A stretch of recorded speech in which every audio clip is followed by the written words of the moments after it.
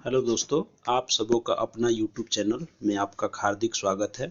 इसमें 67 बीपीएससी में एक इशू बना था जिसमें एज से रिलेटेड एक इशू था कि जिसमें सरकारी सेवक जो है वो 3 बार ही इस फॉर्म को भर सकते हैं। इसका एक कन्फ्यूजन था, जिस कन्फ्यूजन को बीपीएससी के साइट पर एक लेटर जारी किया गया। उस लेटर में क्लियर स्पष्ट लिखा हुआ है उस 3 अटेम्प्ट एग्जाम देने के रिगार्डिंग।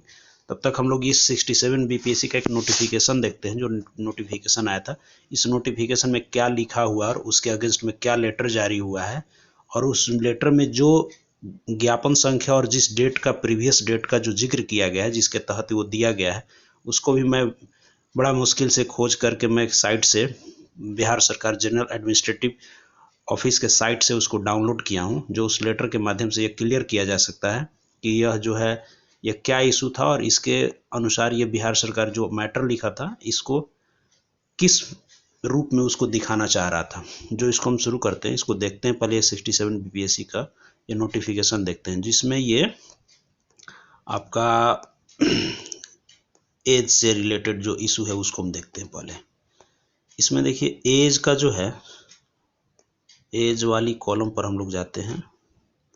ये देखिए आपका जो है ये उम्र सीमा से संबंधित ये आ गया। इस उम्र सीमा में जो है इसमें स्पष्ट लिखा हुआ है कि 1/8/2021 को न्यूनतम उम्र 20 वर्ष, 21 वर्ष, 22 वर्ष और अधिकतम जो स्टेट गवर्नमेंट के जो एज होता है उसमें जनरल के लिए 37 होता है, और अनारक्षित जो महिला है और पिछड़े वर्ग हैं और अत्यंत पिछड़ा वर्ग, पुरुष और महिला दोनों को मिलाकर 40 वर्ष होता है, और SC ST के लिए 42 साल होता है। यह जो है ये सभी के लिए है। इसमें देखिए क्या लिखा है, इसको हम पढ़ते हैं। इसमें ये जो है फर्स्ट कॉलम में लिखा है, कार्मिक एवं प्रशासनिक सुधार विभाग के संकल्प संख्या 6519 दिनांक 10/9/2003 के आलोक में इस परीक्षा में बैठने के लिए अवसरों की सीमा समाप्त कर दी गई है। ये तो एक लेटर हो गया कि 6519 10/9/2003 के हिसाब से इस नोटिफिकेशन के तहत अवसरों की सीमा बंद कर दी गई। पहले अवसरों की एक सीमा थी, लेकिन 2003 के बाद उसको अवसरों की सीमा खत्म कर दी कि जितने मर्जी जितना बार अटेम्प्ट आप दे सकते हैं। इसके बाद एक ये मैटर एक लिखा हुआ है कि परंतु सरकारी सेवकों के लिए निर्धारित अधिकतम 3 अवसरों की सीमा लागू रहेगी। यही एक जो वर्ड है जिसमें बहुत बड़ा कंफ्यूजन क्रिएट कर दिया था कि क्या एक सरकारी सेवक वो 3 बार ही दे सकते हैं। हालांकि ऐसा नहीं है। जब यूपीएससी में 6-7 अटेम्प्ट एक जनरल कैंडिडेट दे सकता है, तो ऐसा बीपीएससी में क्या चीज़ है जो 3 बार ही दे सकता है। तो एक्चुअली ये पूरा इसको क्लियर नहीं लिखा हुआ गया है, जिस कारण से ये कन्फ्यूजन हुआ था।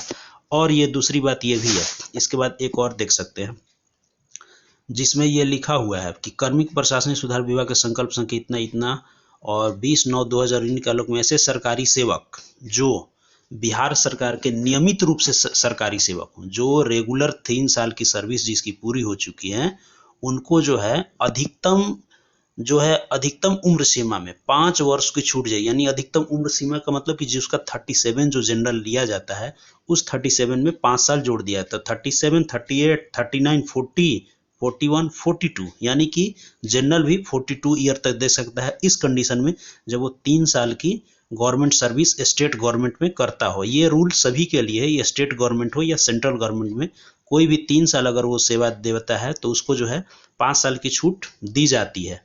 इस मैटर पर अब ये जो है इसको क्लियर किया गया। अब हम लोग देखेंगे कि इसमें जो लेटर जो इसके अगेंस्ट को क्लियर करने के लिए जो जारी किया गया वो लेटर क्या है। वो लेटर देखिए, ये 524 जो है बिहार सरकार सामान्य प्रशासन विभाग के द्वारा जारी किया गया, जिसके जो प्रधान सचिव है चंचल कुमार जी हैं, और ये आपको जो है 13/1/2022 को जारी किया गया है। जिसमें देखिए स्पष्ट लिखा हुआ है प्रतियोगी परीक्षाओं में बैठने के लिए अवसरों की सीमा के संबंध में। इसमें देखिए पूरा लिखा गया है कि संकल्प ज्ञापांक संख्या 2374 दिनांक 16/7/2007 यानी लेटर नंबर ये, इसके द्वारा ही ये जो सर्कुलर जारी हुआ था, इस सर्कुलर के द्वारा ही बिहार लोक सेवा आयोग एवं बिहार कर्मचारी आयोग यानी बीपीएससी और बिहार स्टाफ सिलेक्शन कमीशन दोनों द्वारा आयोजित की जाने वाली प्रतियोगी परीक्षाओं के संचालन और अनुशासन करने के प्रयोजनार्थ कतिपय बिंदुओं पर मार्गदर्शिता परिचारित किया गया है। और इसमें देखिए क्या लिखा गया है, प्रतियोगिता परीक्षाओं में बैठने के लिए अवसरों की सीमा संकल्प संख्या 6519 10/9/2003 के तहत समाप्त की जा चुकी। ये तो है ये लेटर के तहत जो है कि समय अवसरों की जो सीमा है उसको बंद किया गया। बाकी जो 3 बार अटेम्प्ट बैठने के लिए उसको उस लेटर के तहत किया गया है। इसमें देखिए क्या लिखा है, अतः किसी भी प्रतियोगी परीक्षाओं में बैठने के लिए अब अवसरों की सीमा नहीं रहेगी, परंतु सरकारी सेवकों के लिए निर्धारित अधिकतम 3 अवसरों की सीमा लागू रहेगी। ये पूरा मैटर को है इस लेटर के तहत, ये जो लेटर है इस लेटर के तहत जो है इसमें ये दिया गया है, जो ये लेटर है इस लेटर के तहत। अब इस लेटर को हम लोग देखेंगे, इस लेटर को हम देख रहे हैं। इसमें देखिए पूरा, और इसमें क्या पॉइंट लिखा है, ये तो पहला एक पॉइंट हो गया। दूसरा एक पॉइंट क्या लिखा हुआ है, उपरोक्त प्रावधान से स्पष्ट है कि आयोग द्वारा आयोजित की जाने वाली प्रतियोगी परीक्षाओं में बैठने के लिए बिहार राज्य के सरकारी सेवकों के लिए राज्य सरकार की सेवा में आने के उपरांत, यानी कि राज्य सरकार में अगर वो ज्वाइनिंग कर लेता है और अधिकतम 3 साल की अवधि, तो अधिकतम 3 अवसरों की सीमा होगी। ये लिखा हुआ है। इसमें क्या लिखा है, फिर से इसको एक बार रिपीट करते हैं। प्रतियोगी परीक्षा में बैठने के लिए बिहार सरकार के सरकारी सेवकों के लिए राज्य सरकार की सेवा में आने के उपरांत अधिकतम 3 अवसरों की सीमा होगी, किंतु राज्य के सरकारी सेवकों से भिन्न, अगर स्टेट गवर्नमेंट को बिहार सरकार को छोड़ दिया जाए उसके अलावे, किंतु राज्य के सरकारी सेवकों से भिन्न अभ्यर्थियों के लिए अवसरों की कोई सीमा नहीं होगी। यानी कि यह सिर्फ स्टेट गवर्नमेंट के लिए लागू है, और उस स्टेट गवर्नमेंट बिहार गवर्नमेंट के लिए जो यहाँ पर एम्प्लाई हैं और उनको जो है वो रेगुलर एम्प्लाई है। और ये 3 अवसर जो दिया गया है, ये जो क्लियर, इसमें थोड़ा इसमें भी एक कन्फ्यूजन तरह से दिया गया है, इसको हम अब क्लियर कर लेते हैं। वो जो हम इसको क्लियर करें, जो हम ये एक लेटर डाउनलोड किए हैं, ये लेटर आपका देखिए वो जो दिया गया है ज्ञापांक संख्या और 16/7/2007 के अगेंस्ट में, देखिए ज्ञापांक संख्या नीचे दिया है जो आपको दिखा दे रहे हैं क्लियर।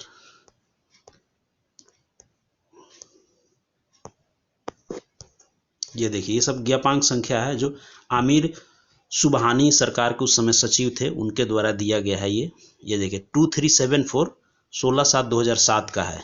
यही इसी ज्ञापांक संख्या और ये डेट को उसमें दिखाया गया है। जो आपको पहले लेटर है उस लेटर को हम दिखाते हैं। ये आपका पहले का जो लेटर है,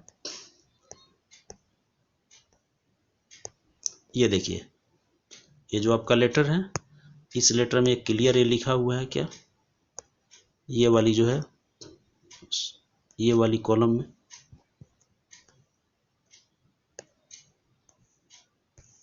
ये वाली 2374 16/7/2007 के लिए, यही के लिए दिया गया है।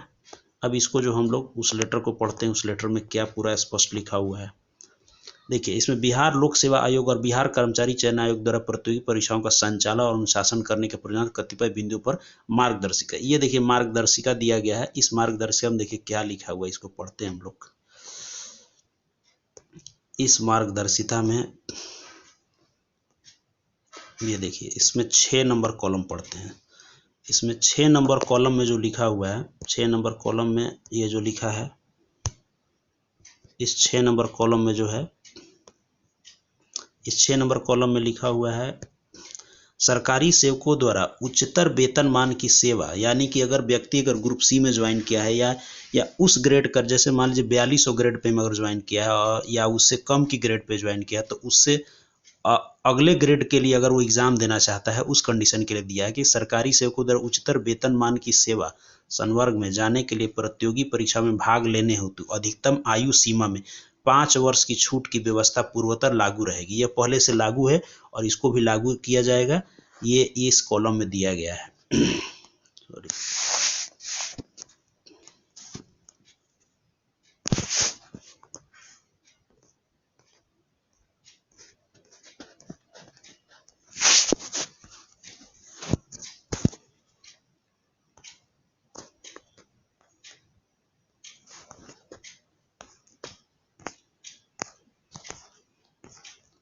इस लेटर में जो ये दिया गया है इसको हम लोग देखते हैं। ये तो 6 नंबर हो गया। अब इस 6 नंबर के बाद इसको नीचे जो पढ़ते हैं क्या लिखा है, ये 8 नंबर। इसमें 8 नंबर में ये लिखा हुआ है, ये 8 नंबर में प्रतियोगी परीक्षाओं में बैठने के लिए अवसरों की सीमा संकल्प संख्या 6519 10/9/2003 के तहत समाप्त की जा चुकी है। अतः किसी भी प्रतियोगी परीक्षा में बैठने के लिए अब अवसरों की सीमा नहीं रहेगी, परंतु सरकारी सेवकों के लिए निर्धारित अधिकतम 3 अवसरों की सीमा लागू रहेगी। ये देखिए स्पष्ट इसमें लिखा हुआ है। ये आपका लेटर संख्या हो गया, ये डेट हो गया। अब इसको जो हम आपको एक सीधे तौर पर एक बताते हैं कि इसमें क्या ये मैटर है और क्या है। इसके लिए मैंने बोर्ड से बात किया और इसके कर्मचारियों से भी बात किया था, उसका लेटर भी मैंने गाइड फाइल में देखा था। यह है कि अगर आप बिहार सरकार के जॉब में अगर हैं, आप 3 साल आपको सर्विस हो गई है, तो 3 साल सर्विस के बाद अधिकतम जो उम्र है 5 साल जोड़कर, मतलब 37 में 5 जोड़ दीजिए तो 37, 38, 39, 40, 41, 42 यानी 42 साल तक आपको जो है एज के लिए दिया जाएगा। उस 42 साल के एज में आपको एक्स्ट्रा 3 अटेम्प्ट जो है, 3 अटेम्प्ट देने के लिए आपका ये प्रावधान रहेगा। यानी कि उस जॉब में जो है उसके लिए है, और और उस ग्रेड के पाने के लिए आप न्यूनतम जो ग्रेड है उस ग्रेड से अगले ग्रेड में जाने के लिए आपको अधिकतम उम्र के लिए 5 वर्ष की छूट दी जाएगी। ये अन्य सभी एग्जामों के लिए है, बट बीपीएससी के लिए है कि 42 एज के बाद भी आपको है वो 3 अटेम्प्ट एक्स्ट्रा आपको दिया जाता है। यानी 42 और 3 अटेम्प्ट यानी 45 ईयर तक, 45 ईयर तक आपको जो है वो एक्स्ट्रा दिया जाता है। ये है, ये इसमें ऐसा नहीं है कि एग्ज़ाम में आप 3 अटेम्प्ट ही दे सकते हैं। इसके लिए बहुत बड़ा कन्फ्यूजन था जो बिहार सरकार के लिए अदर स्टेट के जो एम्प्लॉय थे या अदर स्टेट के जो स्टूडेंट थे उनके लिए भी एक बड़ा सोचनीय चीज़ हो गया था कि इसमें क्या ये हम लोग 3 बार ही दे सकते हैं। तो इस तरह का ये रहा।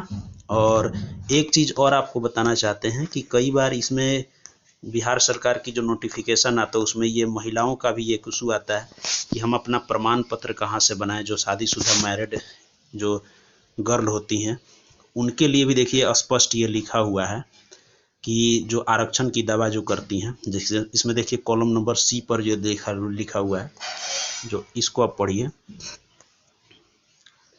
इसमें जो है आरक्षण का दावा करने वाली विवाहित महिलाओं का जाति क्रीमी लेयर रहित प्रमाण पत्र उनके पिता के नाम एवं पता से निर्गत होना चाहिए, न कि उनके पति का। अगर किसी भी लड़की की शादी अगर बिहार गवर्नमेंट में या बिहार सरकार की सेवा के लिए अगर उसको जाति प्रमाण पत्र अगर चाहिए तो उसके लिए उसके पिता के जाति का ही उसका क्रीमी लेयर बनता है। और अगर वो लड़की की शादी अगर बिहार से उत्तर प्रदेश या अन्य किसी राज्य में हो जाता है तो वहाँ एज ए जनरल ही काउंट होगी। उसके हस्बैंड से उसका आरक्षण का लाभ नहीं मिलेगा। उसको जिस जगह की उसकी जन्म है और जिस पिता का जो उसका जाति है उसी के आधार पर उसको बेनिफिट मिलेगा और वहीं पर वो वैलिड हो सकता है। दूसरे स्टेट में उसके लिए वो जनरल ही होगा। सेंट्रल के लिए उसके पिता के आधार पर ही अगर वो ओबीसी में आती है तो ओबीसी में होगा, जनरल में आएगी तो जनरल में होगा। ये एक कन्फ्यूजन था जो इस लेटर पे भी लिखा और इसके अगेंस्ट में एक जो सर्कुलर जारी हुआ तो उस सर्कुलर को भी निकाल कर हम देखे हैं। इसमें स्पष्ट एक क्लियर लिखा हुआ है कि लड़की और महिला शादीशुदा महिलाओं के लिए यह होगा। उसका आवासीय बन सकता है उसके हस्बैंड का, बट उसका जो है ओबीसी बनाने के लिए जाति आवासीय आय तीनों की ज़रूरत होती है। वो उसके पिता के ही नाम से बनेगा और पिता के ही जगह से बनेगा। धन्यवाद दोस्तों, ये आप लोगों के लिए जो ये कन्फ्यूजन था ये क्लियर हो गया और आगे के लिए आप लोग तैयारी कर सकते हैं, कोई दिक्कत नहीं है कभी भी। धन्यवाद। और आगे कोई भी इस तरह का इशू होगा, कोई भी इस ऑफिस रिलेटेड ये होगा, उसको हम आगे वीडियो बनाएंगे और आपका कन्फ्यूजन दूर होगा। थैंक यू, धन्यवाद। जय हिंद, जय भारत।